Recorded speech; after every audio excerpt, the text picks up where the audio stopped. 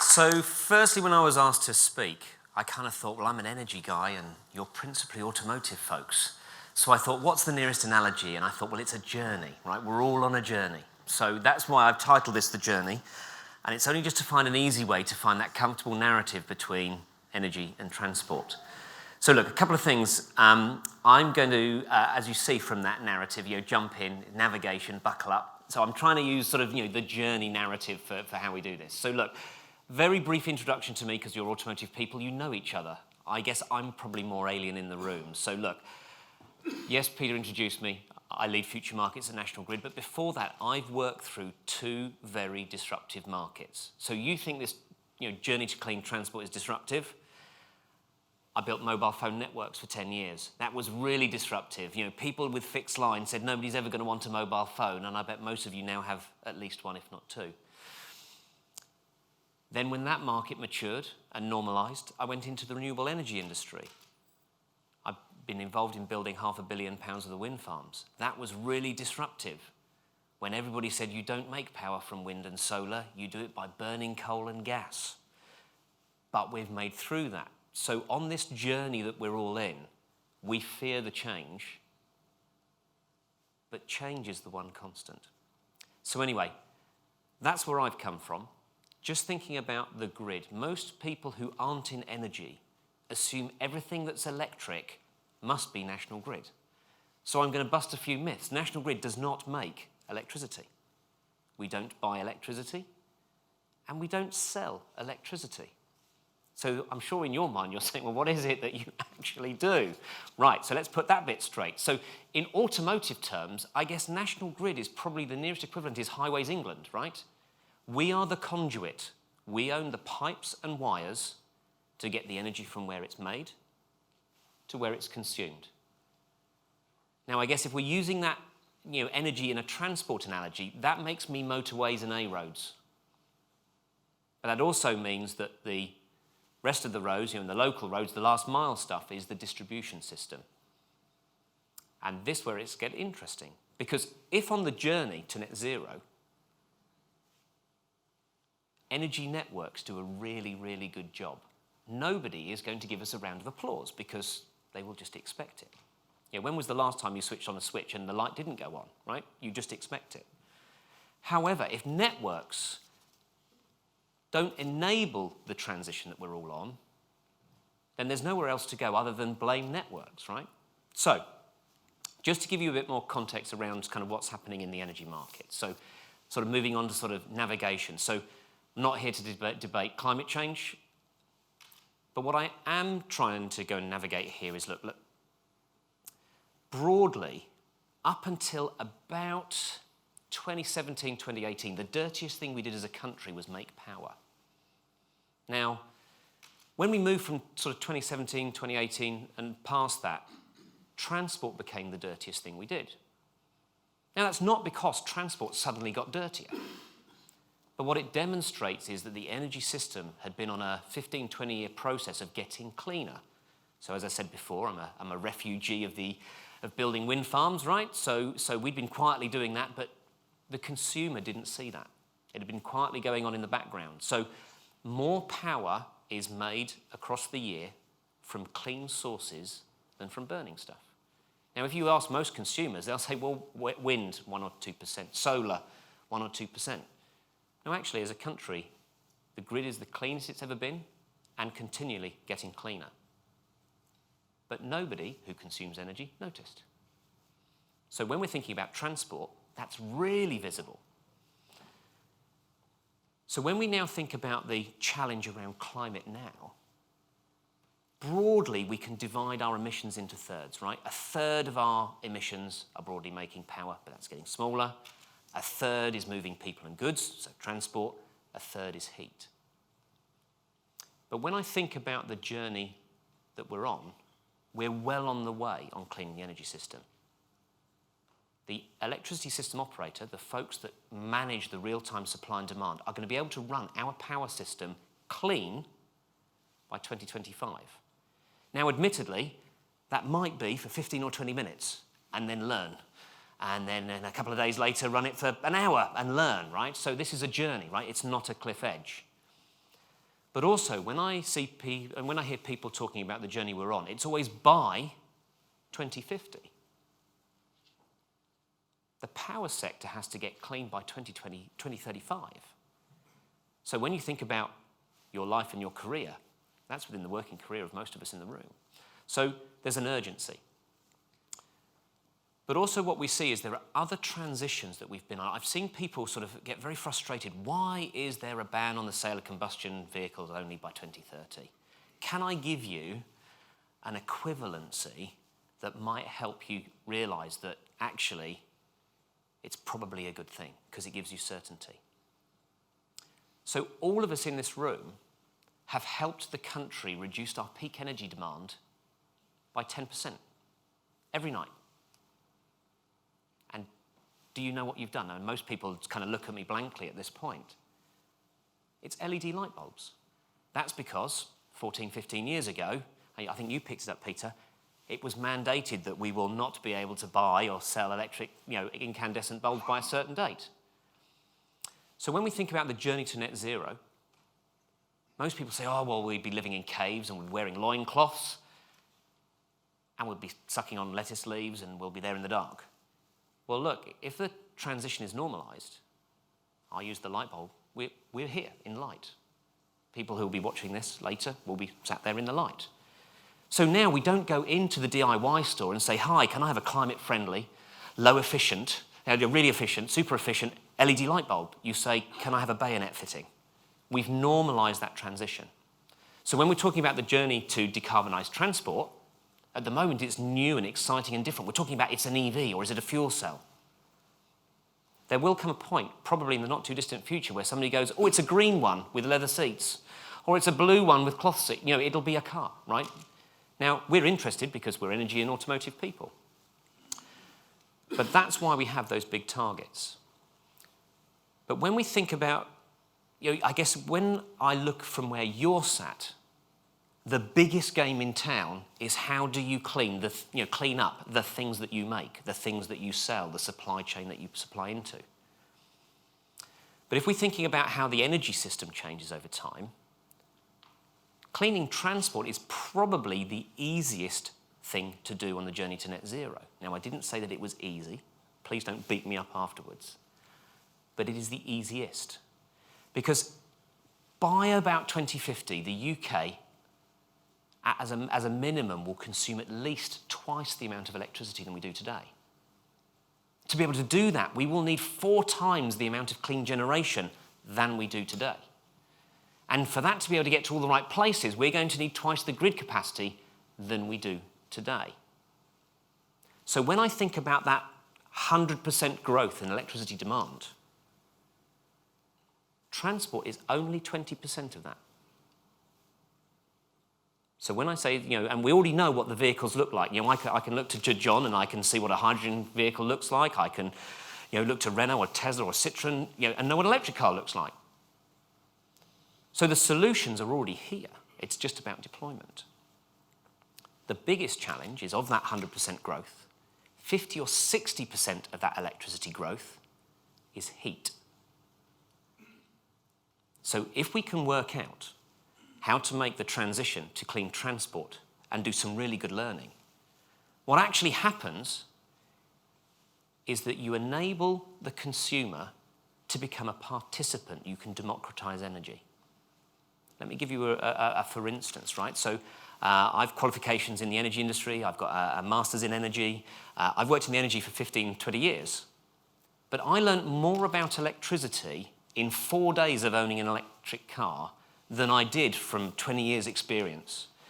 Because the problem, particularly with electricity, is you can't see it, smell it, or touch it. Or if you do touch it, it's probably the last thing that you'll do.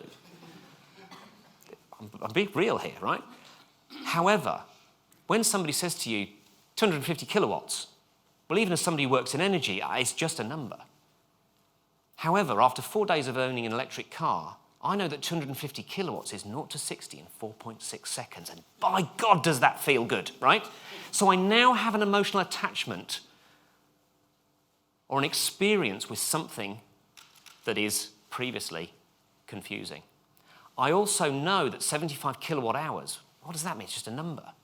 I now know that that allows me to do 200 miles, or roughly 2 weeks of energy consumption of my house, right? So, it gives me a context. I've now got a real context with energy. Now, that's fine when you're talking about a car, because that's access to your high days and holidays. It's your route to work. It's the thing that you put your nearest and dearest in. Most of us in the room have a vehicle as a sort of a measure of how well we're doing.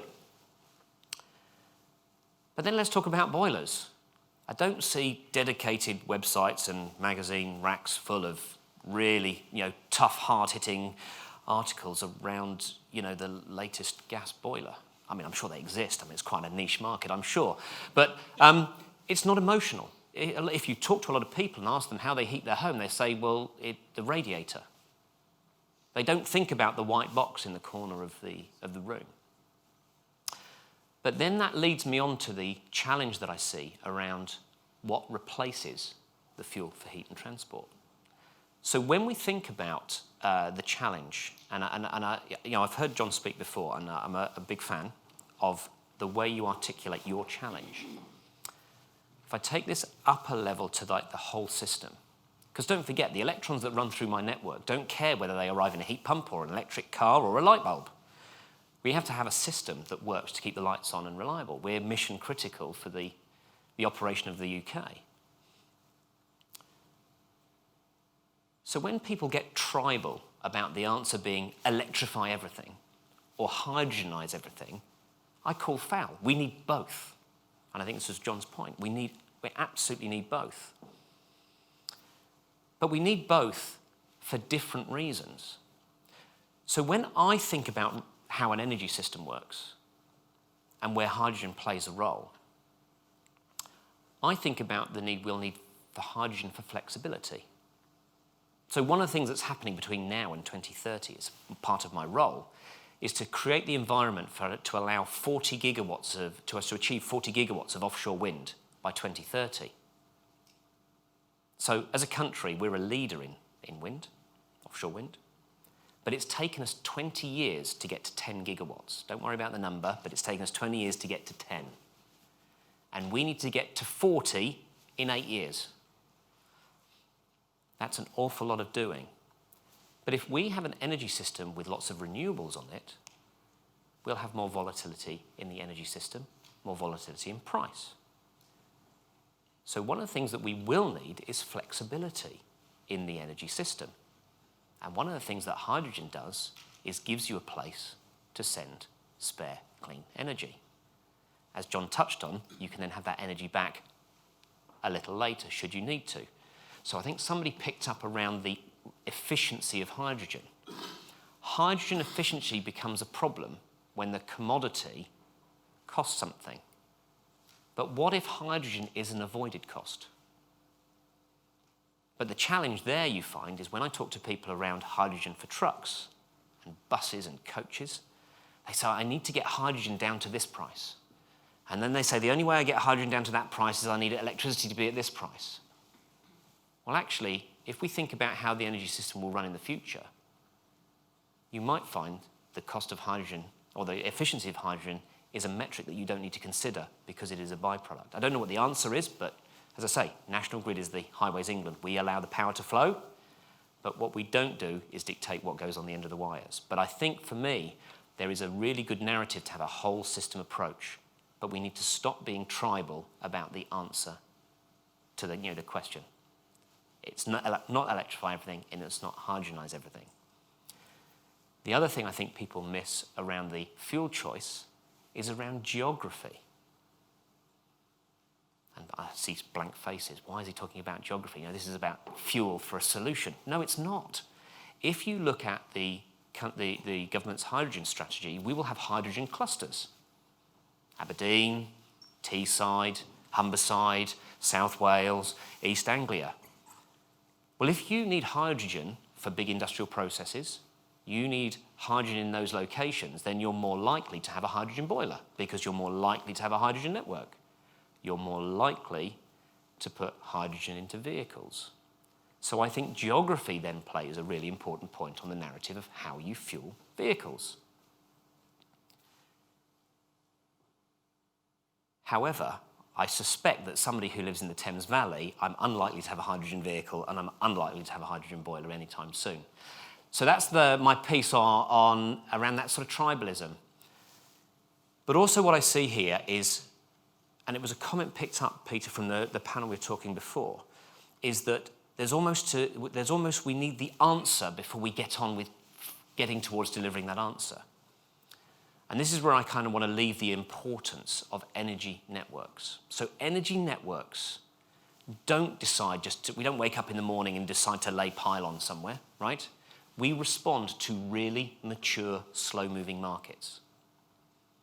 Energy networks are also technology agnostic, which is why I'm not saying pro-electricity, pro-hydrogen. The answer is everything, right? By our license to operate, we are technology agnostic. So we respond to to really established markets. So decarbonising heat and decarbonising transport are very immature markets. So we can't wake up in the morning and just decide to put wires somewhere. And don't forget, the cost of the energy system is paid for in your bill. So today, whether you think I'm good value or not, I'm roughly £24.70 on your annual electricity bill, right? That's the cost of the transmission system to you through your standing charge. But when I think about what needs to happen, the one thing that isn't going to change is moving people and goods. If you've ever driven the motorways of the UK, glance out the window and you will see my infrastructure, particularly those who've come down the M40 from the Midlands, right? On your left-hand side, you follow a really big double circuit that runs all the way down the side of the M40. So there's commonality between the road network and the energy system, the energy network. So what are the things that the grid networks can do to try and help get us to minimum viable product? So whether you believe road vehicles are electrified or fully hydrogen, or even catenary, if technology is being explored out there, the one thing you need is future-proof grid capacity, evenly spaced across the road network. Now, when we model the demand for that energy, actually it doesn't make very much difference whether it's all hydrogen or all electric. The quantum, it arrives at slightly different times. You can flex it more when you have hydrogen tanks, but ultimately the size of the grid capacity doesn't really change. So instead of waiting for either industry to pick the winner or for government to tell you what the winner is, on the basis of 80-20, what we need to be doing is building future-proof grid capacity along the strategic road network. And when I mean future-proof, I don't mean future-proof for cars. We need to be future-proof for all road vehicles. Now, interestingly, just to give you some context, to give you an idea of the size here, but also why it's actually quite achievable, is a typical motorway service station in the UK has roughly a 1 megawatt grid connection. That's enough to flip burgers, fruit machines, whatever your preferred brand of coffee is, allow petrol pumps to work, roughly 1 megawatt. If you put 3 ultra-rapid chargers at that location, you pretty much double the grid connection. 1.25 gigawatts for 6 chargers. And then the trucking industry rocks up and tells me, well, if drivers are going to drive for 4 hours and then have a 45-minute rest break, you need to put 4 hours of energy in a truck in 45 minutes. Well, that then leads you to 1 megawatt chargers.